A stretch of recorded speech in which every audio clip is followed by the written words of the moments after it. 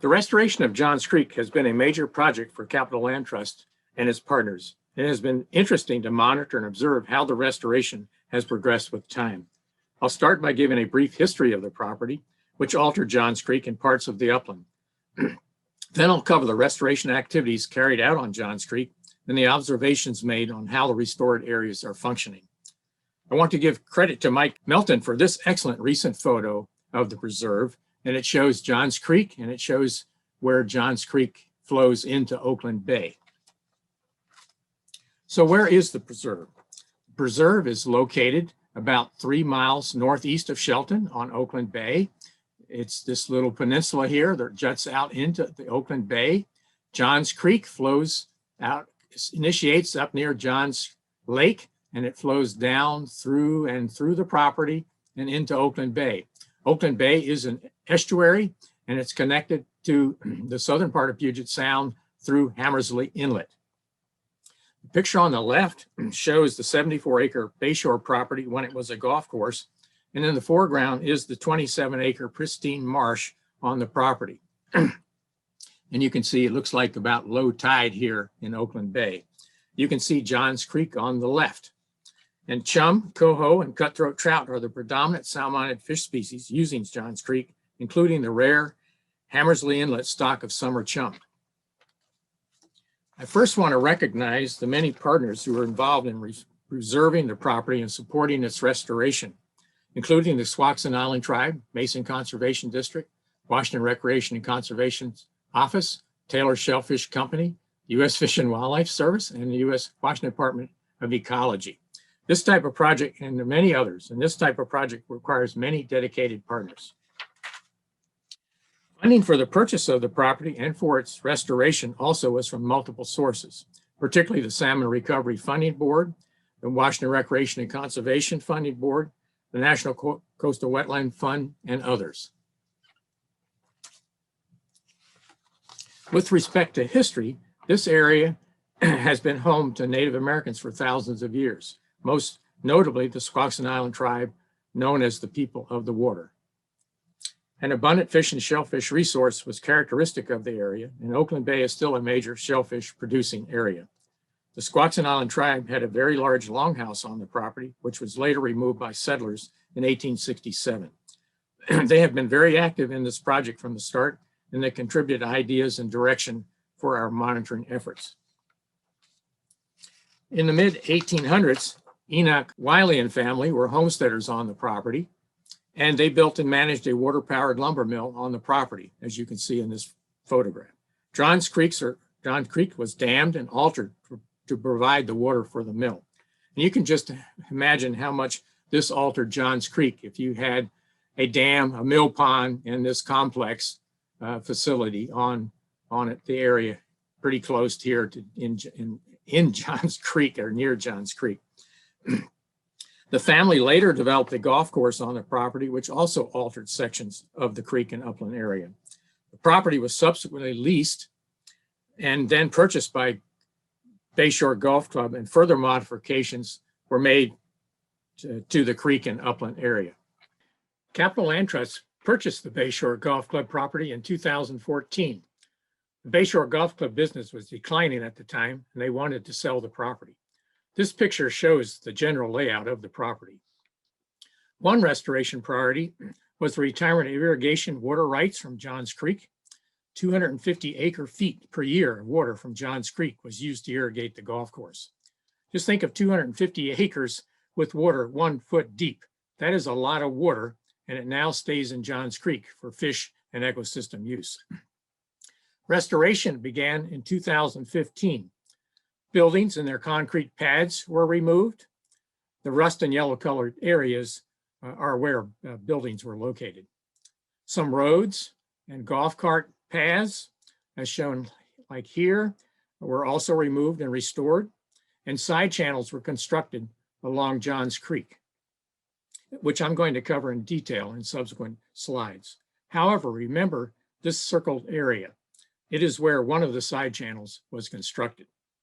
New tidal basins were installed along this area, and the soil berm tidal dike noted here that was installed to keep high tides from going onto the golf course.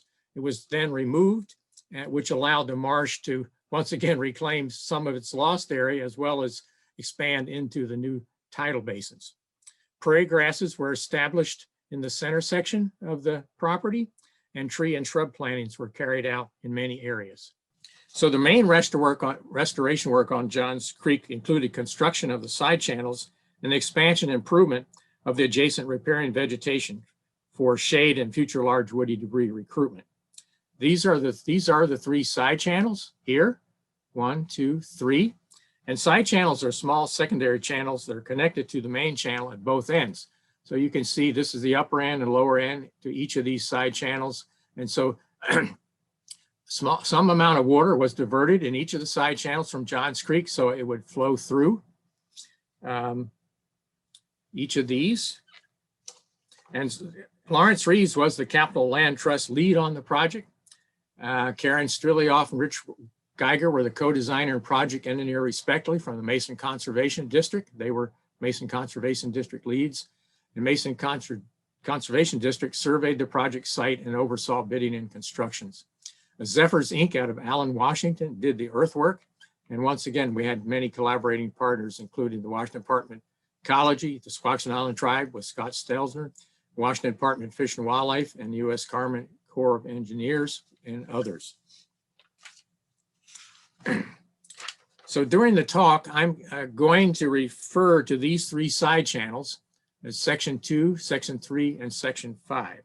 The side channels were constructed to increase the complexity of the stream system and to provide areas of slow-moving water for juvenile salmonid rearing habitat. So that's where juvenile fish can grow up before heading to the estuary. Except for juvenile chum, coho and sea-run cutthroat trout spend more than a year in freshwater before transitioning to smolts and entering the estuary. That is about 16 months for coho, and it could be up to 3 years for cutthroat trout.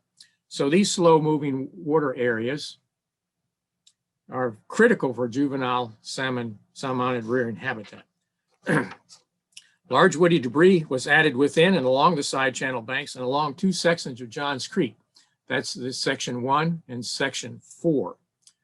So these didn't get side channels, but they did get, these areas did get additional of the woody material. And the large wood material provides juvenile salmonids protection from predators, it creates pools, it decreases bank erosion, it provides shade and creates additional slow-moving water areas for juvenile fish. It's also great habitat for macroinvertebrates, which are fish food. So it's a very, very, very important structures to have in streams. So this is a picture of the Section 2 side channel. You can reference back to the previous diagram, and this shows the bend in the side channel. We're looking north, so water is going to be flowing from Johns Creek down the side channel and out the other end. In this arrow, I'm going to have an orange arrow in all these photos that when it references, and that will show the reference to which way the water is flowing so you can get oriented. So in this picture, you can see the woody debris. These are anchored Douglas fir root wads or stumps, and that's the material that was added for structure. Douglas fir is a very decay-resistant species, so that's why that species was chosen. And this is the area that I was mentioning, that where the buildings were and the concrete pads and the access road and the golf court trail was located. And this shows that area under construction right now, or under rehabilitation, I should say. And you can see the fiber matting here, straw, and you can also see some of the mulch that was taking place. So I want you to remember this stump root wad, particularly. We're going to see it in other pictures. I'm going to call that stump woody. So we're going to look for woody in some in the next few pictures. So now we're still looking at the same Section 2. This is taken about, I think, 14 months after the other photograph. There's Woody right here, our stump. That's where he's located. For reference, so you can see how where it's located in the different photographs. You can see the crew now is planting seedlings in the rehabilitated area that it got tilled, it got compost, and it got mulch for weed control and for moisture retention for the seedlings. We also planted seedlings along really to expand the riparian area, because there wasn't any riparian area on this after construction. So we planted fast-growing species like alder and willow to get rapid shade cover, and then species like Douglas fir and western red cedar, which are longer growing, and they also have very decay-resistant wood. So maybe 50 years from now, when some of that wood falls in here, it'll be good wood structure for the stream. There are also lots of shrubs planted, which will add for diversity in the riparian area. So now we're taking a look at the upper end of Section 2 side channel. This is the same side channel, only we're looking downstream. There's Johns Creek. Water does flow in this end and flows down out the other end. You can see again the stumps, and you can see the fiber matting, and you can see some of the willow stakes. So this is at time of construction, and this is 5 years later, excuse me. And already after 5 years, we've got a very dense riparian area. You really can't even see the channel, and you can get a focus. If you focus on this alder, you can see exactly where you are in the two photographs. So no water flowed into the upper end of the channel from Johns Creek during the summers of 2017 through 2020. So if no water flowed into this during that time frame, how might it provide still good juvenile salmonid rearing habitat? So now I'm down in same Section 2. We're at the other end of the side channel. This is Johns Creek, but we do have backflow water coming in. In other words, water is backflowing into this part of the channel. We also have seepage water that's coming in. Since no water is flowing down, this water that in here is due to that backflow and seepage water. And this is where Woody the stump is located. You can't see it because the riparian vegetation is growing up now, but that's where Woody is, right there. If we were to look a little further upstream, and I showed you an earlier photograph, there is a gravel bar here, and then there's an isolated pool that stays, water does stay in this section of this channel, and that most of that water is coming from seepage water, because there isn't any backflow into that pool. So now we're going to take a close look up at those two areas. This is our stump again. And this area, the water in this area really stays cooler than the water in Johns Creek at times, mainly because of the excellent shade that we have there now, also because of the underground seepage water that comes in here. Now the collage of pictures here to the right is that isolated pool that I showed you in the previous photograph. Now we have seen fish been observed in these areas from 2017 through 2019. We didn't start the survey until 2017. This picture here shows a school of salmonids. It's taken by Bruce Livington. And it's actually taken in the fall. So they were staying in this pool in this area right here. We've also observed, this is a red-legged frog. I've seen them in the pool, as well as even their egg masses. And this is area here, this was in 2020. In 2020, we really didn't see any fish in this pool, mainly because it was we had very low rainfall the summer of 2020. And maybe the fish decided or knew early that they shouldn't be in that isolated pool. But if fish are in this isolated pool, so how do they get back to Johns Creek? Well, let's go to the next slide, which will show what that area looks like right now. So this is Woody, our stump right now, is right here. And Woody's pretty much underwater. We had heavy rains in January. And after those heavy rains, then water did start flowing through the side channel. So any fish that would be in this area or in the isolated pool here, so it's no longer isolated. Water is really flowing through here now at a very good clip. So any fish in here could either stay in this, this water is still slower moving than Johns Creek, so they could stay in here, or they could get back to Johns Creek if they wanted to. So now let's take a look at section 3 side channel. That's this little side channel here. And again, we're looking downstream. This is Johns Creek. Water comes in this end and flows out this area. And this is right after construction. Construction was really kind of late summer, but even here by this taken in November, we've already got some woody debris recruitment here. Natural fall. This was, I think, a dead alder that fell in the stream. So now let's take a look at a time series of photos with this particular section, or the side channel. So this is at time of construction, or just a couple months afterwards. We have a little bit of water flow. But this is what it looks like in December of 2017, after 2 years, and now what it looked like after 3 years. So already you can see it's just there is no water flowing through here in these years. And you can see the vegetation is really rapidly developing. So this is what it looks like after 4 years, and after winter after 5 years. So it's really fully vegetated and fully shaded. But again, no water came into this area from 2016 to 2020. So it hasn't, of course, no fish have been observed because there hasn't been any water in this section. But let's take a look at, I want to go now look at where water comes in this section.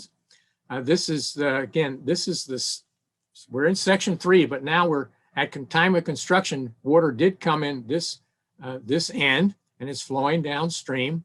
You can see what Johns Creek looked like at that point in time. You can see a little log jam there. But again, I said no water came in from 2016 to 2020. So we did get very heavy rains in January, and we did get water now, did get some flow into this. You can see that it's been some water moving through here. But notice the difference now in that opening of that side channel. What used to be kind of a log jam and water flow, we have a big now sand and gravel bar. And you can, this is the same area. This is now the entrance. We're looking this way, but you can see now the huge sand and gravel bar. So these systems are very dynamic. And although this area is probably not very, hasn't been used for salmonid rearing habitat, it certainly is functioning as a riparian area, and it's functioning when there's a really high flow levels to take some of the high water flow out of Johns Creek and divert it down this side channel. So now let's go to the section 5, the tidally influenced side channel. That's this side channel right here. And you can see we're pretty close to Oakland Bay here in this photograph. So the upper part of this side channel is very, very wide. It's wider than any of the other side channels. And this is at time of construction here. Also, remember I mentioned that section 4 area where we just put the Douglas fir or the root wide stumps along the shoreline. You can see that over here on this shoreline, and there's Johns Creek running there. There's a bank here, and then that separates then the side channel is here. So let's take a little look at the time series flow here too. So here's a stump for reference, and this is the right photo is what it looks like after 2 years. So after 2 years, we're already getting some good vegetation growth in the area.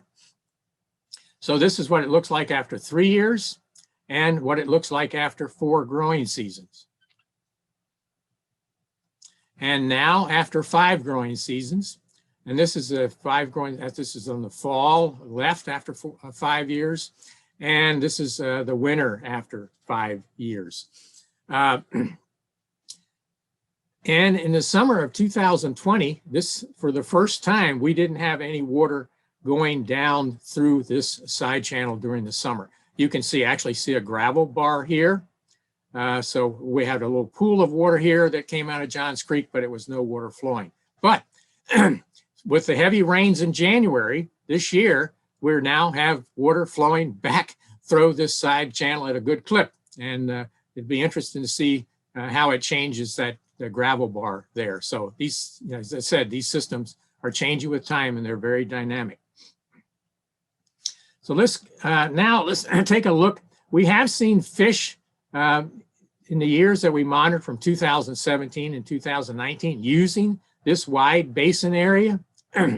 This shows we've seen actually schools that, 3 or 4 schools of salmonids at a time in this area. And they're usually, they're facing upstream, water's flowing this way. They're getting protection from behind the vegetation here. They're just waiting for some little macroinvertebrate, some little insect to come down so they can grow. And this is the type of habitat they like. This is calm water and good flowing water. So they're just waiting for food to come to them. I think these were identified as cutthroat trout. And this is a good picture of one of the small fish. Also, now I wanted to remember this in the next slide. I want you to remember this log. We're going to get a different view of this log in the next picture. So now we're at the outlet of this side channel. We're down here and we're looking upstream now. So we're looking upstream this direction. We're looking at this little narrow outlet channel for the section 5 here. And this is the stump, reference stump that I had you note in the previous slide. But we have actually observed fish every year in this outflow channel. Even when last year, when there was no direct flow into this channel, there was still quite a bit of seepage water, and we still saw fish. Now, I want you to, well, the other thing to note here, this picture here is right after construction, and this is what it looks like after 5 years, this upper right photograph. And one thing you'll notice is there isn't a lot of riparian vegetation in this area that's grown. And so this is one area we've identified where we're going to be adding additional riparian vegetation. And in fact, we just planted some willow stakes out there to try to improve the shade in this area. So this is a close-up of that same circle area that I was showing you in the previous slide. And I want you to take, and this I want to get focused on this particular rock because we're going to get a close-up. In the next slide, there's our rock. And if I want you to look right behind this rock right here.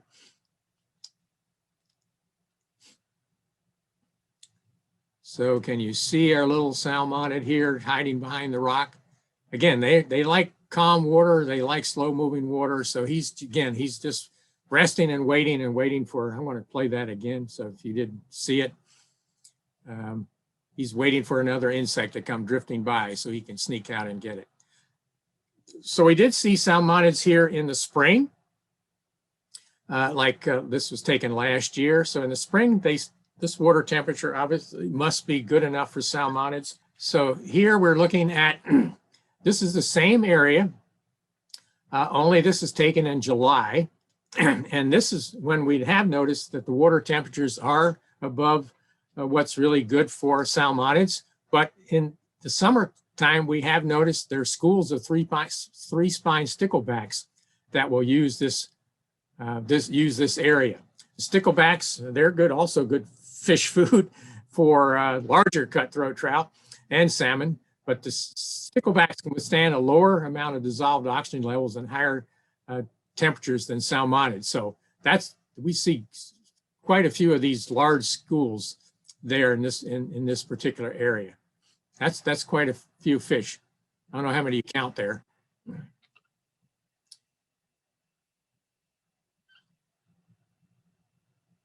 So in summary, from what you've observed, Johns Creek is now less constrained, more diverse, and dynamic. And salmonids are using suitable habitat in the side channels when and where it occurs. Because it is, it's dynamic and it's changing all the time. So the fish are adaptive and they find those areas that do have good suitable habitat. The riparian vegetation is developing rapidly. And but although, as we noted, we need more shade in section 5, and we're addressing that with additional plantings. And we will continue monitoring and see the changes with time. This particular area that you're looking at right here on the left, there wasn't any riparian vegetation here, just grass when it was a golf course. Now, after the first planting failed, but Mary Burcham and got right on it, and we got some additional seedlings. I think Weyerhaeuser donated the seedlings.